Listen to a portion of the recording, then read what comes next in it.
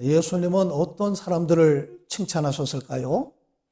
머리가 좋다, 착하다, 잘생겼다, 힘이 세다, 돈이 많다, 재주가 많다, 열심히 일한다, 그런 일을 칭찬하지 않으시고 주님은 믿음이 좋은 사람을 특별하게 칭찬을 하셨습니다. 예수님을 3년 동안이나 따라다녔던 제자들은 별로 칭찬을 듣지 못했습니다. 오히려 예수님에게 믿음이 없다고 책망을 많이 들으셨는데요. 성경은 믿음이 없이는 하나님을 기쁘시게 할 수 없다고 말씀을 하고 있습니다. 마태복음 8장에 제자들이 갈릴리 호수에 배를 타고 가다가 풍랑을 만났을 때 바다에 큰 파도가 일어나서 배가 침몰할 상황이 되었을 때 예수님은 어떻게 하셨어요? 주무셨다, 그렇게 성경에 되어 있습니다. 이때 제자들이 예수님을 깨우면서 주여 구원하소서, 우리가 죽겠나이다 그랬더니 주님께서 일어나셔서 제자들을 책망을 하셨습니다.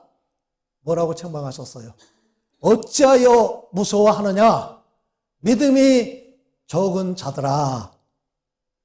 여러분 보세요. 바다를 잔잔하게 하신 후에 그 상황을 한번 머릿속에 그려보세요. 막 파도가 심하게 막 산더미 같은 파도가 치면서 배가 막 침몰할 상황이 됐는데 예수님의 제자들 가운데는 어부들이 많습니다. 어부들이 생각할 때, 자, 이대로 지금 이 풍랑을 온전히 우리가 피할 수가 없다. 그래서 죽게 되었다고 생각하고 예수님을 깨웠는데 예수님은 제자들을 책망을 하시는데 놀라운 것은, 여러분 잘 들어보세요. 책망하신 후에 바다를 잔잔하게 하셨습니까? 잔잔하게 하신 후에 제자들을 책망하셨습니까? 예, 그렇게 말씀하실 줄 알았어요. 그런데 그렇지 않습니다. 그 다급한 상황에서 예수님은 제자들을 책망하신 다음에 바다를 잔잔하게 했었어요. 마태복음 8장에 나옵니다. 마태복음 14장을 보면 베드로가 물 위를 걷다가 죽을 뻔했을 때 그때도 주님은 베드로를 책망을 하셨어요. 믿음이 적은 자요, 왜 의심하였느냐? 그런가 하면 주님은 백부장의 믿음을 특별히 칭찬을 하셨는데 마태복음 8장 10절에 보니까 이스라엘 중 아무에게도 이만한 믿음을 만나보지 못했다. 예수님이 하신 칭찬 가운데 이렇게 극진하게 칭찬한 경우가 성경에 없습니다. 내 믿음이 최고야. 마태복음 15장에 보니까 예수님이 두로와 시돈 지방을 지나가시다가 가나안 여인이 예수님께 소리를 지르지요. 다윗의 자손이여, 내 딸이 나를 불쌍히 여기소서, 내 딸이 흉악한 귀신 들렸나이다. 그냥 말한 것이 아니라 이 여인은 계속해서 소리를 질렀습니다. 다윗의 자손이여, 그 말은 예수님이 메시아, 구세주라고 하는 그런 뜻입니다. 그런데도 예수님은 못 들은 척하고 그냥 지나가시는 거예요. 그 여인은 계속해서 따라오면서 계속 소리를 지르면서 저 좀 도와주세요, 나를 불쌍히 여겨주세요. 얼마나 간절하게 소리를 질렀는지 예수님 옆에 있던 제자들이 예수님, 저 여인을 그냥 보내주세요. 너무 시끄러워요. 그뿐만이 아니라 이 가나안 여인이 예수님 앞에 와서 그 앞에 엎드려 절하면서 나 좀 제발 도와주세요, 애원을 했는데도 불구하고 예수님은 또 거절을 하셨습니다. 우리가 다 아는 말씀이죠. 자녀의 떡을 취하여 개들에게 던짐이 마땅하지 아니하다. 졸지에 개 취급을 하셨습니다. 예수님 왜 이렇게 매몰차게 하셨을까요? 저는 그 여인의 믿음을 시험하신 것이라고 저는 생각을 합니다. 그럼에도 불구하고 그 여인은 화내지 않았어요. 삐지지 않았어요. 절망하지 않았어요. 주여 올소이다마는 그 말씀이 옳습니다. 그러나 개들도 주인의 상에서 떨어지는 부스러기를 먹나이다. 그때 예수님이 그 여인의 믿음을 칭찬하십니다. 여자여, 내 믿음이 크도다. 그리고 그 딸의 병을 고쳐주셨습니다. 응답받을 때까지 강구하는 그 믿음을 큰 믿음이라고 칭찬을 하신 것입니다. 믿음이 얼마나 귀한지 오늘 베드로전서 1장, 베드로후서 1장 1절 말씀에 보니까 믿음을 어떤 믿음이라고 그랬어요? 보배로운 믿음이라고 말씀을 했습니다. 보배와 같은 믿음. 믿음은 보배라는 거예요. 보배와 같다는 거예요. 믿음은 보배처럼 귀하다고 하는 그런 말씀입니다. 여러분, 세상에 귀한 게 많지만 믿음이 가장 귀한 것을 여러분들이 믿으시기를 바랍니다. 우리가 귀한 걸 알아야 기꺼이 대가를 지불하는 거예요. 우리가 귀한 줄 알아야 내 것으로 삼고 소중하게 그것을 간직을 하는 것입니다. 그래서 믿음은 보배로운 믿음입니다. 여러분 1절을 자세히 보세요. 그냥 보배로운 믿음이 아니라 어떤 보배로운 믿음? 동일하게 믿는 보배로운 믿음. 베드로가 믿는 하나님, 내가 믿는 하나님, 동일한 하나님이라는 거예요. 아멘? 예. 자, 그 믿음은 동일하게 그 앞에 뭐라고 되어 있어요? 우리 하나님과 구주 예수 그리스도의 뭐를 힘입어? 의를 힘입는 믿음. 그 믿음은 십자가와 부활을 믿는 믿음입니다. 아멘. 예수님이 나를 위해서 십자가에 죽으시고 부활하셨다. 그것은 어제나 오늘이나 똑같은 거예요. 베드로가 믿었던 하나님이나 내가 믿고 구원받는 하나님이나 똑같은 하나님인 줄로 믿습니다.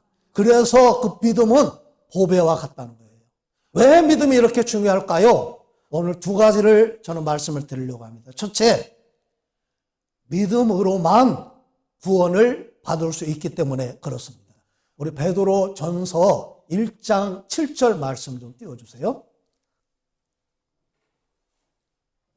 예, 우리 같이 읽겠습니다. 시작. 너희 믿음의 확실함은 불로 연단하여도 없어질 금보다 더 귀하여 예수 그리스도께서 나타나실 때에 칭찬과 영광과 존귀를 얻게 할 것입니다.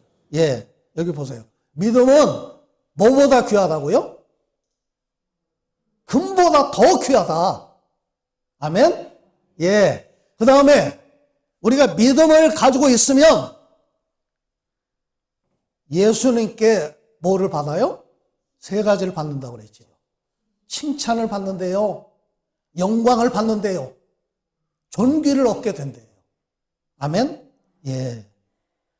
성경 말씀 중에 가장 중요한 말씀 한 절을 딱 꼽으라고 한다면 여러분은 어떤 말씀을 생각하십니까? 저는 요한복음 3장 16절 말씀을 꼽겠습니다. 하나님이 세상을 이처럼 사랑하사 독생자를 주셨으니 이는 그를 믿는 자마다 멸망하지 않고 영생을 얻게 하려 하심이니라. 아멘. 자, 구원받는 유일한 조건은 그를 믿는 겁니다. 그는 누구예요? 예수님이죠. 사도행전 4장 12절 다른 이로서는 구원을 받을 수 없나니 천하 사람 중에 구원을 얻을 만한 다른 이름을 주신 일이 없음이니라. 오직 믿음으로만 구원을 받습니다. 믿음으로 구원받는다. 믿음으로 의롭게 된다. 똑같은 말이에요.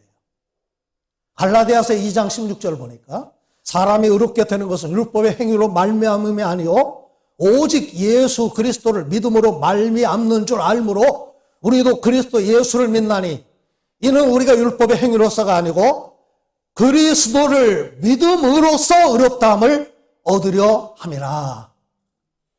로마서 1장 16절. 이 복음은 모든 믿는 자에게 구원을 주시는 하나님의 능력이 됨이라. 아멘.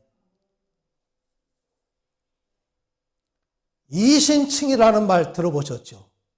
한문으로 이신칭의 믿음으로 의롭게 된다. 오직 의인은 믿음으로 살리라. 그 말하고 똑같은 말이에요. 요한복음 1장 12절. 영접하는 자, 곧 그 이름을 믿는 자들에게는 어떤 권세를 주셨어요? 하나님의 자녀가 되는 권세를 주셨어요. 아멘. 요한복음 11장 25절. 예수께서 가라사대 나는 부활이요 생명이니 나를 믿는 자는 죽어도 살겠고 살아서 나를 믿는 자는 영원히 죽지 아니하리라. 아멘. 로마서 3장 23절. 모든 사람이 죄를 범하였음에 하나님의 영광에 이르지 못하더니, 죄의 싹은 사망인데 이 세상에 죄가 없는 사람이 있어요, 없어요? 한 사람도 없어요. 사람은 원죄와 자본죄를 해결할 수가 없습니다. 그래서 죄 없으신 하나님의 아들 예수님이 사람의 몸을 입고 이 땅에 오셔서 우리 죄를 대신 지시고 십자가에 죽으셨다는 거예요. 그게 바로 복음입니다. 이제는 누구들 그 예수를 믿기만 하면 어떤 죄인도 용서받아요.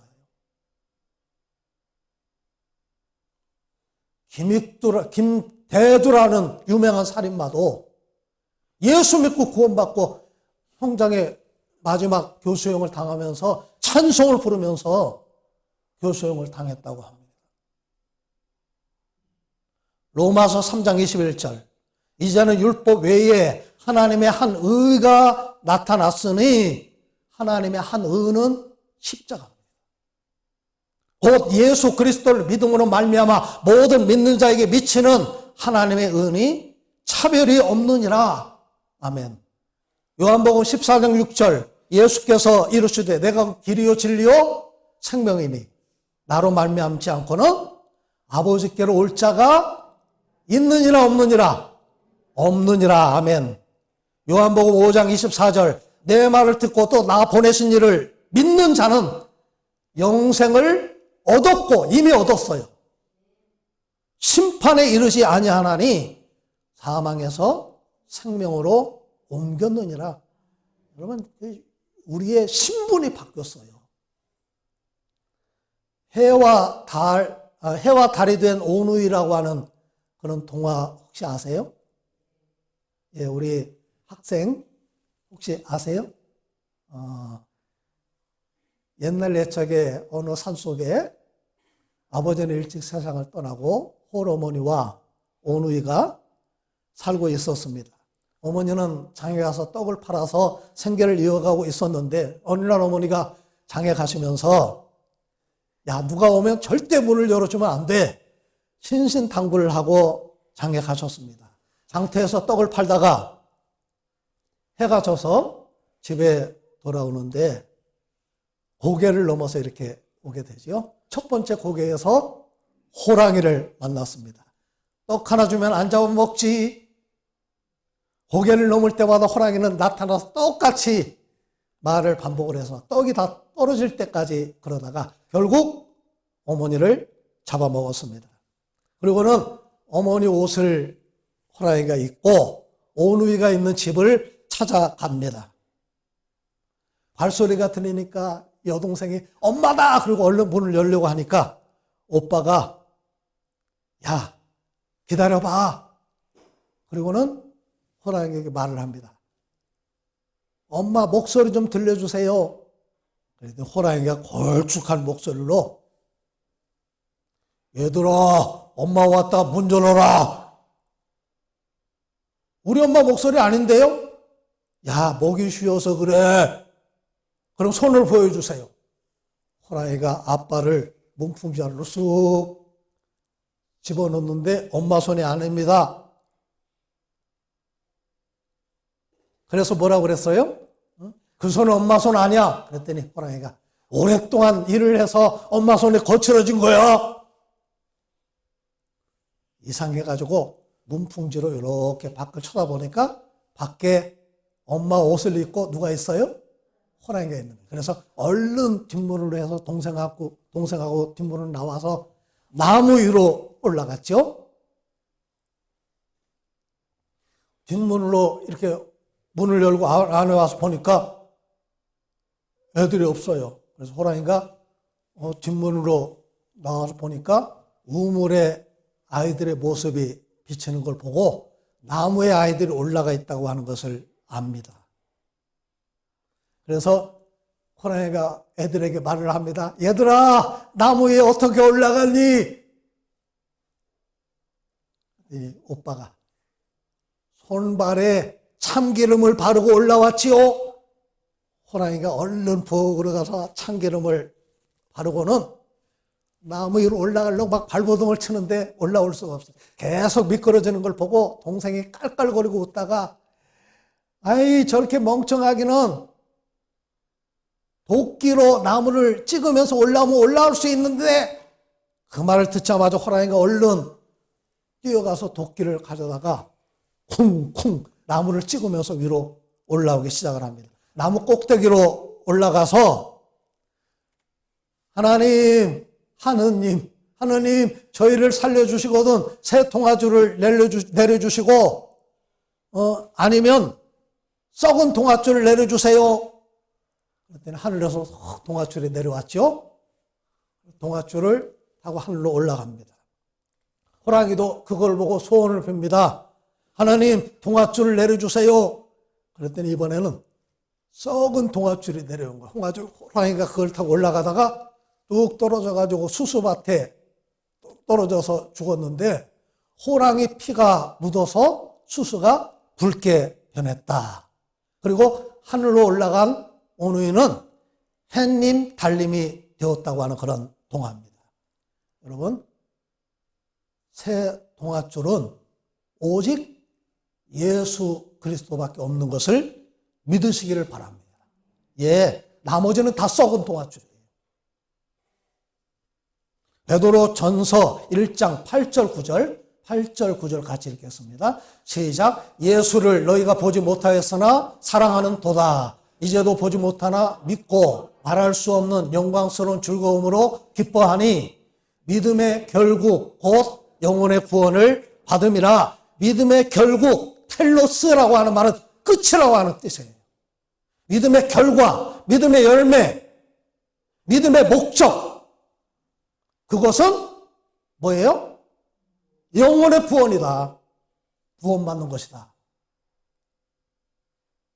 이 영혼의 구원은 세상의 어떤 것으로도 얻을 수가 없어요. 오직 예수 그리스도를 믿음을 통해서만 얻을 수가 있는 겁니다. 그래서 믿음은 보배로운 믿음이고 예수 믿는 사람은 복된 사람인 줄로 믿습니다. 자, 두 번째, 믿음에는 하나님의 약속이 있기 때문에 보배로운 믿음입니다. 마태복음 13장을 보면 예수님이 천국의 비유를 말씀하셨습니다. 천국은 이와 같으니 어떤 사람이 밭에서 보화를 발견을 했습니다. 그래서 어떻게 했어요? 자기 전 재산을 팔아서 그 밭을 샀다는 거예요. 또 이런 비유를 하십니다. 여기저기 돌아다니면서 진주를 사는 장사꾼이 여기저기 다니다가 어느 날 극히 값진 진주를 발견을 합니다. 그래서 자기 전 재산을 팔아서 그 진주를 샀다는 겁니다. 이 두 가지 비유의 공통점이 뭡니까? 전 재산을 팔아서 내 것으로 만들었다는 거예요. 왜요? 내가 가진 전 재산보다, 모든 것보다 그것이 더 귀하기 때문에. 천국은 예수 그리스도를 믿음으로 소유하는 것입니다. 예수 안에 온갖 보화가 감추어져 있습니다. 모든 것을 팔아서라도 밭을 사는 거예요. 믿음은 그런 것입니다. 믿음의 근거는 하나님의 약속을 붙잡는 거예요. 하나님을 신실하신 하나님이라고 표현을 합니다. 그 말은 약속을 잘 지키시는 하나님이시다. 히브리어 문법에요, 신언적 과거라고 하는 문법이 있습니다. 하나님이 하신 말씀은 무조건 과거형으로 기록을 했어요. 앞으로 되어질 일을 하나님이 말씀하셨는데 히브리어 문법에는 과거형으로 기록이 되어 있어요. 왜 그럴까요? 하나님이 말씀하셨으니 그 말씀이 반드시 이루어진다는 거예요. 왜? 하나님은 약속을 지키시는 하나님이시기 때문에. 우리 로마서 4장 18절 말씀 시작. 아브라함이 바랄 수 없는 중에 바라고 믿었으니 이는 내 후손이 이가 되리라 하신 말씀대로 많은 민족의 조상이 되게 하려 하심이라. 바랄 수 없는 중에 바라고 믿었다. 아브라함이 어떻게 그럴 수 있었을까요? 하나님의 약속을 믿었기 때문에 그래요. 19절. 그가 100세나 되어 자기 몸이 죽은 것 같고 사라의 태가 죽은 것 같음을 알고도 믿음이 약해지지 아니하고, 이게 뭐냐면 환경과 상황을 초월해서 하나님의 약속을 믿었다는 거예요. 20절. 믿음이 없어 하나님의 약속을 의심하지 않고 믿음으로 견고해져서 하나님께 영광을 돌리며 21절. 약속하신 그것을 또한 능히 이루실 줄을 확신하였으니 그러므로 그것이 그에게 의로 여겨졌느니라. 아멘.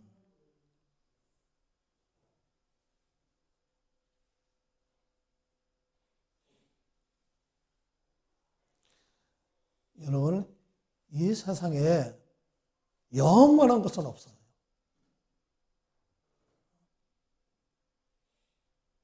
건강도 영원하지 않습니다. 그래서 성경은 인생은 아침 안개와 같다, 들의 풀과 같다, 그렇게 표현을 하고, 그 영화는 풀의 꽃과 같다. 꽃이 잠깐 폈다가 지잖아요.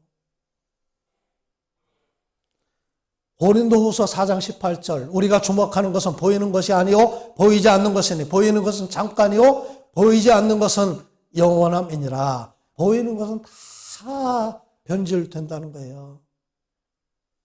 이 세상에 영원한 것은 없어요. 오직 믿음으로 가는 하늘나라만이 영원합니다. 믿음만이 영원합니다. 그래서 보배로운 참 믿음이에요. 고린도후서 4장 7절. 이 보배를 어디에 가졌어요? 질그릇에 가졌다. 이 보배는 예수님이고, 내가 예수 믿을 때 나는 별 볼 없는 흙으로 만든 그릇이지만 내 안에 누가 있어요? 보배이신 예수님이 내 안에 계시면 보배로운 그릇이 된다는 거예요. 그게 보배로운 믿음입니다. 그래서 믿음이 보배입니다. 이 믿음을 끝까지 붙잡고 보배롭고 값진 인생을 살아가는 우리 모두가 되시기를 주님의 이름으로 축복합니다.